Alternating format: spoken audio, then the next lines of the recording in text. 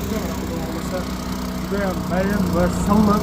Buni molotkovoylarning hisobiga bu nimani samolyotni o'zini yumshatib qo'yadi va mana tagida belanikidan ko'rsatib beradi. Belanikidan aralashib ketib qoldi. Mayin holatga keltirib tashladi. Malotkasi borligiga qarang, mana bular o'zi titilib ketdi mana. Yumshoq qiladi. Yumshoq qo'ydi. Xudo xolasa bu kim olsa ham baraka topadi, chunki qani bismillahirrohmanirrohim.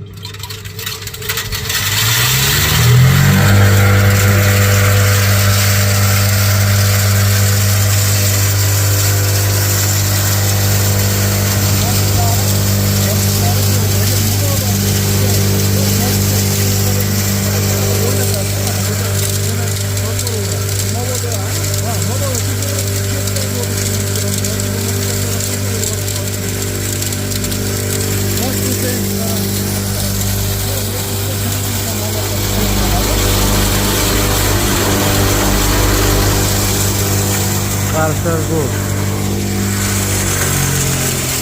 Endi buni chiqaradigan bo'lsa, hammasi chiqarsa sizga bo'laveradi. Albatta. Turtganimiz azli. Bir soatiga 300 kilo chiqaradi. Endi hozir buni biz chiqarganimiz bilan o'g'il bo'ladi aka. Changiydi ham. Endi klientlarga bitta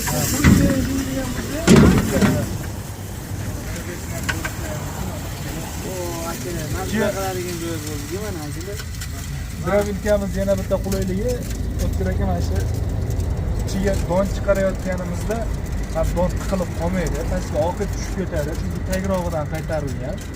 Ko'rishlar mumkin, to'lib netib qolmaydi. Samon solsak ham og'izga kelib to'planib qolmaydi, og'izlari katta. xaltalarni ildirib qo'yish uchun. Ha, xaltalarni ildirish uchun mo'ljallangan. Mana hozir yorma bitta ko'rsataylik-da, akalar, mana yorma. Sirasi pishishga tayyor bu, xudo xohlasa. Endi misol hozir bu yormaga qo'ylarimizga mana shunaqangi holatda beradigan bo'lsak, quruq holatiga. Demak, tiriklay